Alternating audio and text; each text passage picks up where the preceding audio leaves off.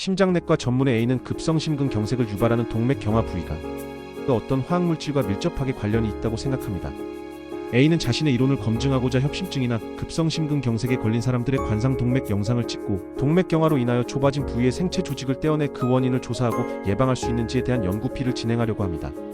하지만 연구비에 참여하는 환자들이 얻는 직접적인 이득은 없습니다. 오히려 조직을 채취한 혈관 부위의 손상이나 파열 등의 합병증이 발생할 위험이 있습니다. 환자 C는 갑작스런 흉통으로 응급실에 방문하여 급성심근경색으로 진단받았고 의사 A로부터 임상연구비에 참여하기를 요청받았습니다. 환자 C는 빠른 치료를 받지 않으면 안 되는 증증 응급 환자로서 의사 A의 연구 참여 요청을 거부를 하기 매우 부담스러운 상태입니다. 과연 환자 C는 임상연구비에 참여해야 할까요?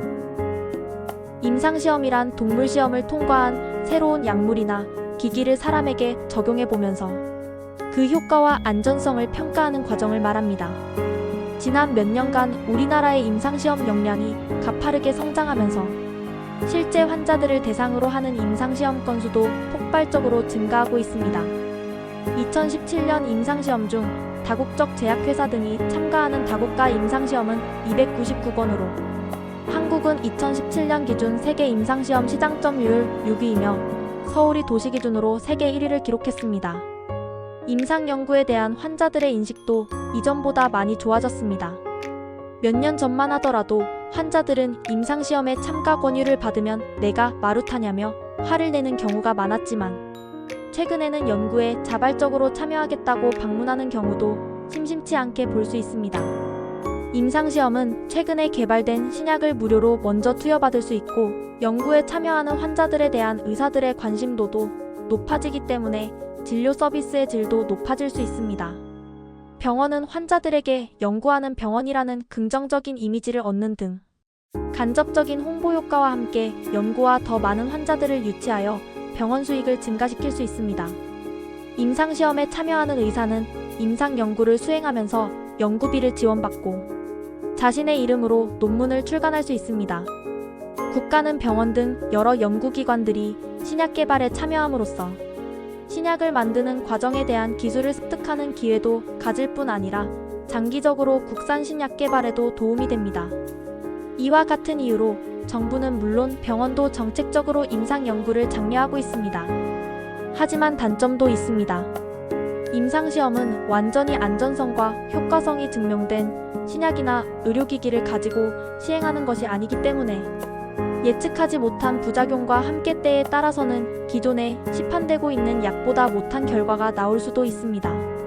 임상시험에 사용되는 약들 중에서 실제로 효과가 있는 약도 있지만 그렇지 않거나 오히려 건강에 독이 되는 경우도 있습니다.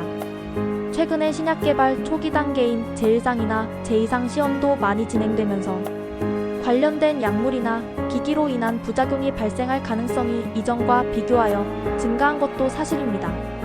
실제 한 TV 프로그램에서 임상시험에 참여하였다가 사망한 사람이 2011년 상반기에만 18명으로 이 가운데 7명은 임상시험 약물과의 관련성이 의심되는 케이스였으며 사망자 7명 중 4명은 다국적 제약사의 신약인 간암치료제 임상시험에 참여하였다가 사망하였다고 보도하였습니다.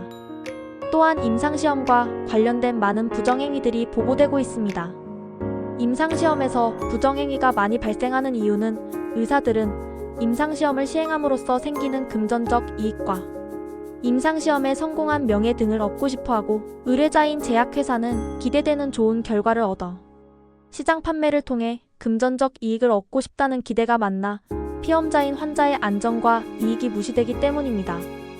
또한 위 사례와 같이 임상시험에 참여함으로써 환자에게 기대되는 이득은 없고 오히려 위험만 증가하는 경우도 있습니다.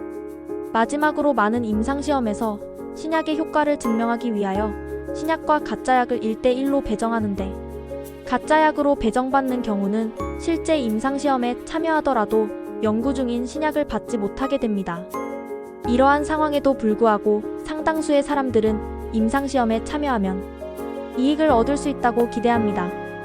이러한 오해가 발생하는 이유는 대부분의 임상시험이 자신을 진료하고 있는 의사에 의해 수행되고 현재 복용하고 치료약과 유사한 방법으로 제공되기 때문입니다.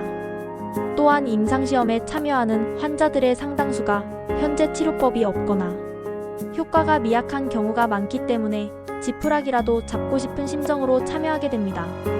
또한 자신의 주치의가 임상 연구에 참여할 것을 권유하면 주치의와 관계가 중요한 환자가 거부하기는 쉽지 않습니다. 그리고 임상 연구를 진행하는 의사의 대부분이 전문의이자 대학 교수이기 때문에 이에 대한 신뢰도 한몫할 것 같습니다. 이러한 이유로 우리나라는 물론 전 세계에서 임상 연구를 진행할 때에는 엄격히 규정된 절차를 거쳐 시행되도록 하고 있습니다. 대표적으로 임상 연구를 진행하려면 우선 연구를 어떻게 진행될 것인지 상세한 연구 계획서를 해당 병원 임상윤리위원회에 제출하여 동료 평가를 거쳐야 합니다.